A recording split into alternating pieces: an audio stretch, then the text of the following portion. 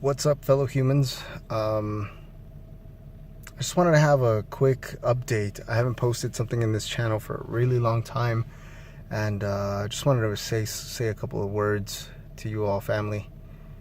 You know, I've been very grateful these past few days because I've been practicing a form of meditation in the shower. Where I will shower with only like either candlelight, like one candle in the restroom, and then the rest is complete darkness. And in that quiet meditation, I have these conversations with God. And I truly have to say that I've never felt closer to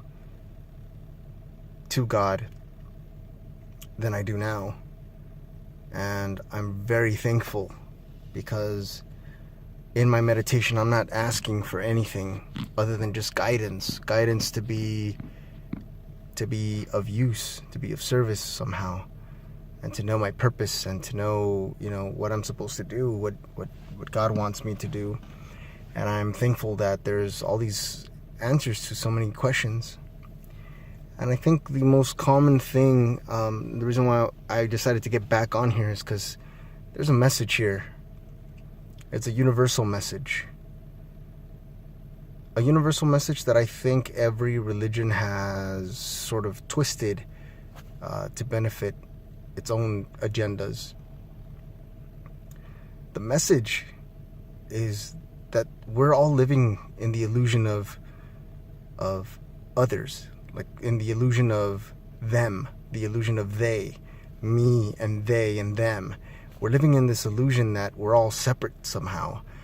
We're living in the illusion that I am separate from you, and that I am important in some way, more important sometimes even than you. We're living in this illusion. And the truth of it all is that there's no such thing as your life and my life and your neighbor's life and your cousins and your sisters and brothers and all these people. We don't live separate lives. We are actually all a part of one life that exists throughout the entire cosmos, and that's the life of God. I know that this is kind of strange for people to hear, because when we think of the word God, we think of some supreme being that is separate from us.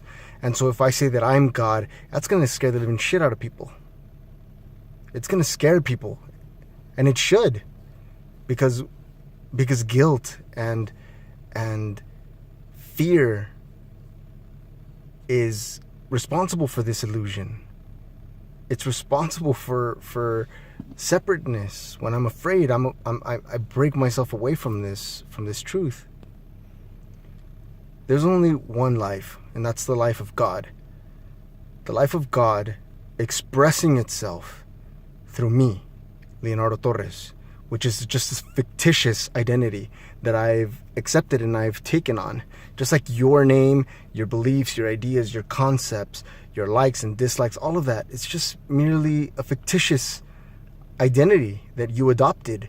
But behind that is God, just waiting to awaken in you.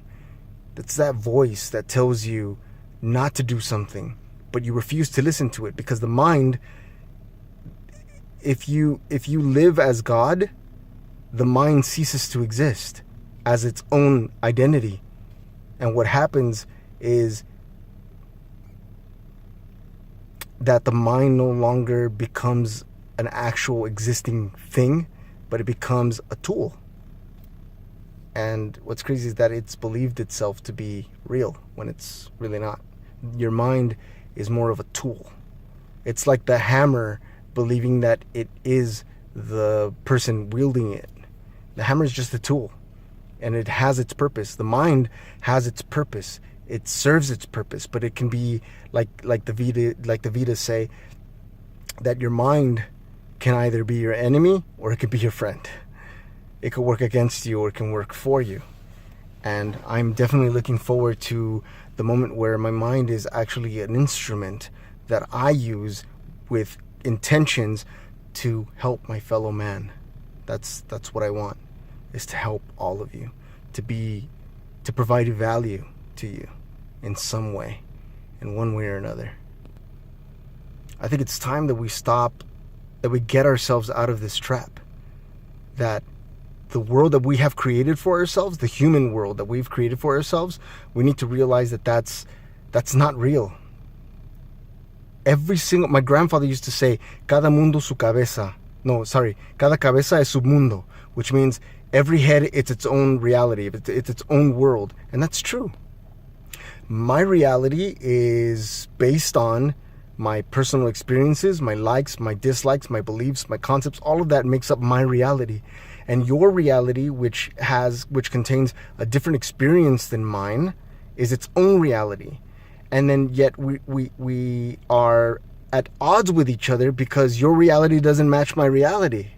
That's why all these religions are constantly fighting with each other, because their realities don't match.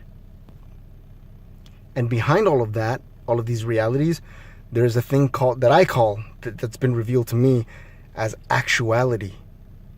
A supreme reality that is completely, this reality is indifferent to my personal likes and dislikes. It's indifferent, which means that it doesn't really care if I like something or not like something. It's happening. And family, I really hope, and this is the message that was given to me. It might not be your message, but I would love it if you consider it just for a second. And you may call me crazy, you may call me whatever you wish, but this is a message that was delivered to me personally. This is what that the highest wants to reveal to me. That's what it wants me to know. And it might not be the same for you, but I would really suggest that you have this type of conversation and you don't let your mind get in the way of that. Anyway, I'll update some other time. Thanks for joining me. Thanks for watching. I appreciate that you've taken the time, especially if you watch this to the end. I seriously just send you good vibes, and I pray that we all awaken to the highest truth. I'll see you. Bye.